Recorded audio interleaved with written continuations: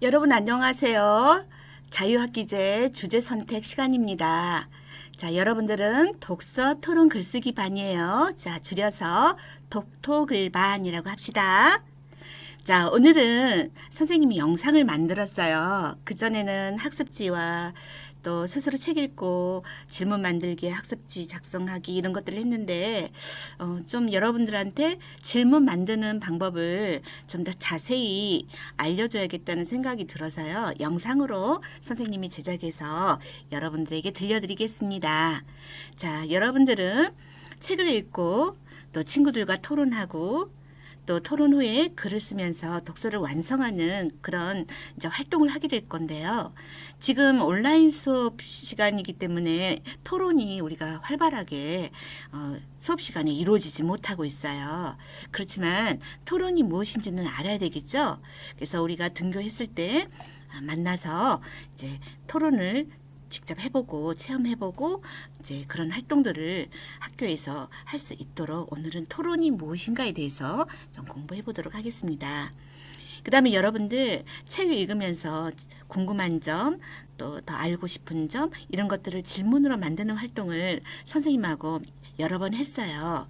근데 아직도 질문을 어떻게 만들어야 될지 잘 모르는 학생들을 위해서 라파엘 4단계 질문 모형에 대해서 선생님이 안내해 줄게요. 4단계 질문은 전부 좋은 질문들이에요. 그래서 이걸 배우면 여러분들이 독서하면서 어떤 질문을 만들어야 될지 쉽게 알 수 있고 또 좋은 질문들을 많이 만들 수 있을 거예요. 자, 그러면 오늘 수업 시작해 볼게요. 자, 오늘의 학습 목표는 토론의 의미와 토론의 목표를 우리가 이해할 수 있다. 토론이 무엇일까? 또 왜 우리가 토론을 하는가? 이런 것들 이해해 보도록 해요. 자, 토론은 소통의 도구예요. 소통이라는 것은 다른 사람과의 생각을 주고받는 것을 말하죠. 소통의 도구이다. 그래서 지금 4차 산업혁명 시대가 도래했고 또 지금은 또 감염병으로 인해서 코로나19로 인해서 또 사회가 많이 변하고 있죠. 이런 사회의 변화 속에 우리는 소통을 해야 돼요. 그 도구가 토론이 될 수 있다라는 것. 또 여러분들은 앞으로 살아가는 시대는 융합과 창의성의 시대라고 하죠. 이때 가장 필요한 게 이 소통이에요. 소통의 도구는 토론이다. 그래서 토론을 하지 못하면 여러분들이 살아가는 시대와 미래 시대에 적응하기가 힘들 수가 있어요. 그래서 토론은 국어 시간에만 배우는 게 아니고 우리가 인생을 살아갈 때 필요한 도구이다. 이렇게 생각하고 토론에 대해서 좀 알아야 되겠습니다. 자, 토론의 대왕. 우리나라 조선시대 때 왕 중에 토론의 대왕이 계세요. 그리고 그 토론의 대왕이신 분은 토론의 달인이 되시는 것이고 또 소통을 잘하셨죠. 자, 토론의 대왕 그럼 누구실까요? 자, 힌트. 훈민정음을 창제하신 분. 맞아요. 세종대왕. 자, 세종대왕은 우리 나라 사람들에게, 우리 민족에게 문자를 선물해 주신 그런 위대한 왕이죠. 한글, 훈민정음을 만드신 왕이에요. 그런데 이 세종대왕은 토론의 대왕이라고 또 불러요. 자, 우수한 인재들을 모아서 집현전이라는 그런 기관을 세우고 경연을 통해서 항상 토론하고 소통했던 왕이에요. 경연이 뭐냐면요. 조선시대 왕들의 공부예요. 왕도 공부했어요. 여러분만 공부하는 게 아니고 왕은 공부를 더 열심히 해야 돼요. 그래야지 백성들을 잘 다스릴 수 있는 훌륭한 왕이 되죠.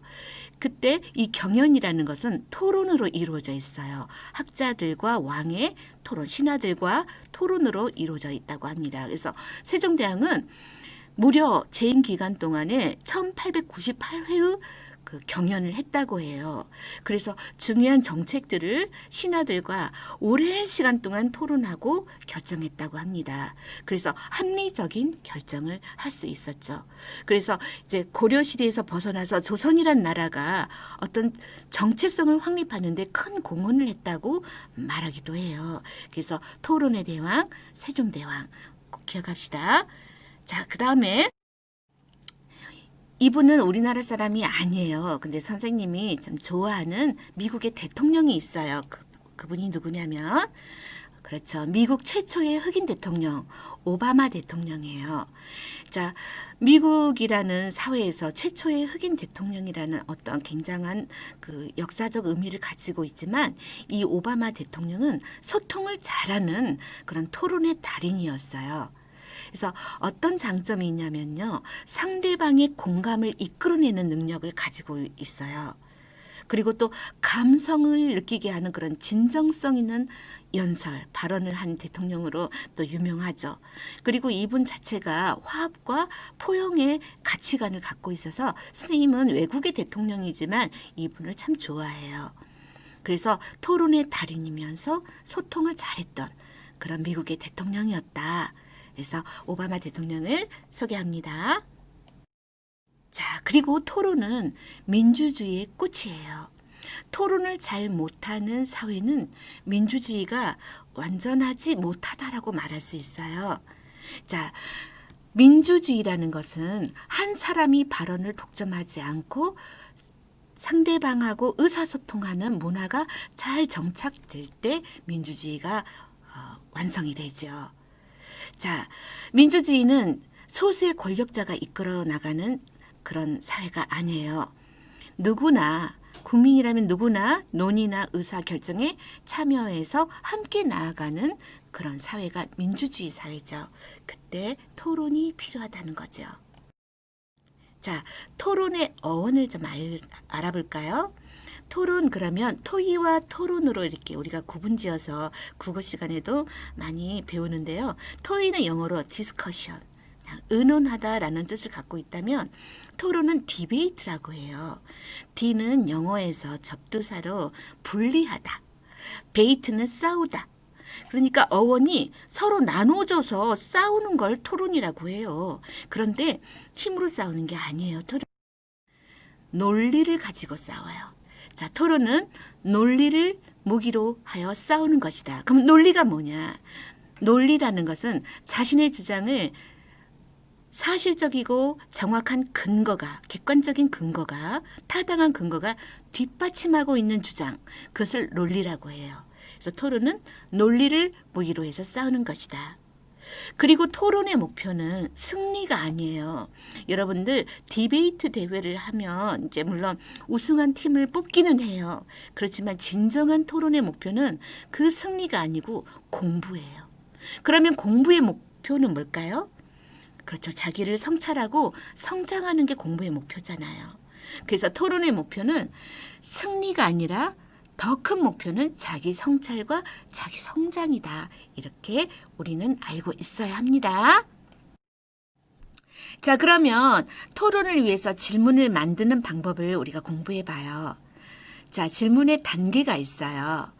자, 이 질문의 단계는 토론을 위해서 우리가 만들기도 하지만 여러분 독서할 때도 적용시키면 됩니다.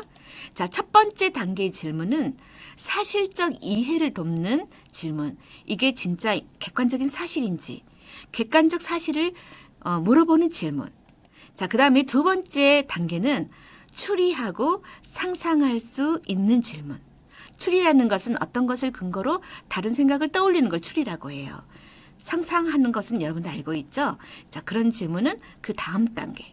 자, 세 번째 단계의 질문은 비판적 사고를 키우는 질문. 과연 이게 옳은 행동인가? 이게 과연 옳은 생각인가? 이렇게 비판적인 사고를 키우는 질문을 세 번째 단계. 자, 그 다음 단계는 이제 창의적인 질문. 그 다음에 다섯 번째 단계, 이제 이게 마지막 단계 질문인데요. 나의 경험과 관련된 질문.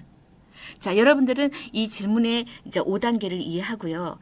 이제 독서할 때 이런 질문들을 만들면 굉장히 좋은 질문들이 만들어질 겁니다. 자, 여러분 질문 만들기 위해서 선생님이 라파엘 4단계 질문 모형을 설명해 줄게요. 자, 아까 그 질문의 단계가 비슷해요. 그런데 4단계로 이루어졌어요. 자, 라파엘 4단계 질문이라는 것은 첫 번째 1단계 바로 거기에 질문이라고 하는데 텍스트 안에서 질문 만드는 걸 말해요. 이 텍스트라는 것은 여러분들이 독서를 했다면 그 내용 안에서 질문 만드는 것을 1단계라고 합니다. 자, 그 다음에 2단계 질문은 생각하고 탐색하는 질문이에요. 이것도 글 내용 텍스트 안에서 만드는 질문인데 1단계하고는 다르게 생각하고 탐색하는 찾는 질문이다. 이렇게 이해하시면 돼요. 그 다음에 이제 3단계 질문은 뭐냐면 저자와 나 사이의 질문. 책을 지은 사람, 책을 쓴 사람, 글쓴이 저자와 나 사이의 질문이라고 하는데 저자에게 질문하는 그런 질문을 3단계 질문이라고 합니다. 그 다음에 이제 마지막 단계 질문은 어떤 것을 해야 되냐면요. 나 자신에게 하는 질문을 4단계 질문이라고 해요. 독서를 하면서 질문을 만들 때 나 자신에게 하는 질문은 마지막 단계에서 물어보는 거예요.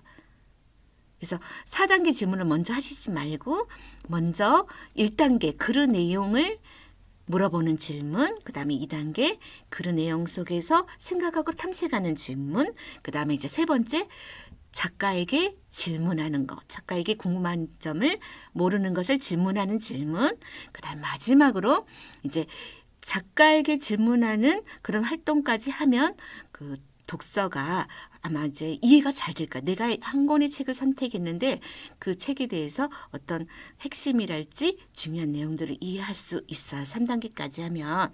그러면 이제 마지막으로 4단계 나 자신에게 질문하면서 독서를 완성합니다.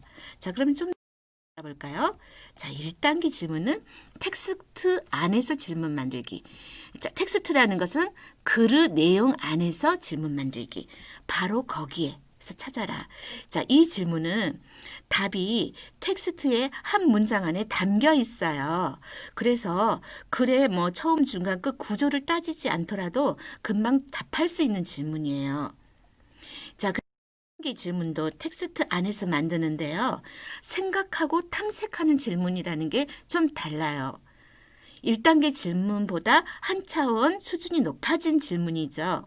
그래서 2단계 생각하고 탐색하는 질문은 답이 글의 내용 여러 곳에서 흩어져 있어요. 그래서 글의 내용 여러 부분을 결합해야지 답할 수 있답니다. 자, 3단계 질문은요.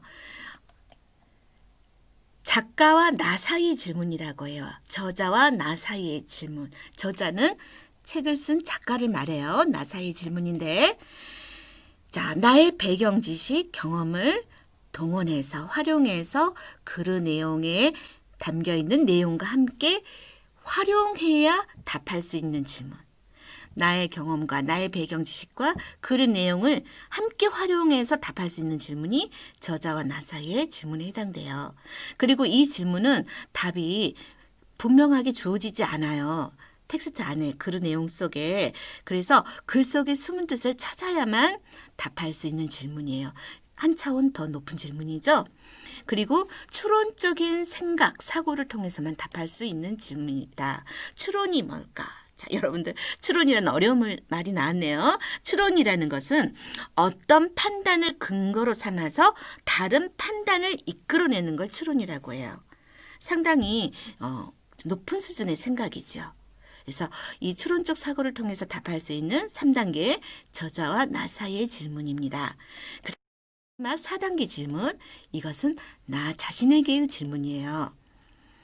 자, 이 질문은 텍스트를 책을 다 읽지 않아도 답할 수 있어요. 그런데 반드시 나의 생각이나 의견을 사용해야만 답할 수 있는 질문이에요. 그리고 이 질문 역시 추론적 사고를 통해서 답할 수 있습니다. 쉽게 얘기하면 나, 독자겠죠. 읽는 이 자신의 경험이나 삶과 관계된 질문일 수 있어요. 자, 그럼 좀 더 쉬운가요? 자, 그래서 이게 라파엘 4단계 질문 모형이었습니다. 선생님이 이렇게 라파엘 4단계 질문 모형을 소개한 것은 독서하면서 질문 만들 때 여러분들이 좀 더 쉽게 질문을 만들 수 있도록 좋은 질문들을 많이 만들 수 있도록 하기 위해서 여러분한테 설명해 준 거예요. 좋은 질문을 많이 만들수록 독서의 효과는 굉장히 높아집니다. 자, 이번 기회에 그런 질문들을 기록하는 여러분만의 독서 기록장도 마련해 보세요. 자, 그러면 다음 시간에 우리 다시 만나요. 안녕.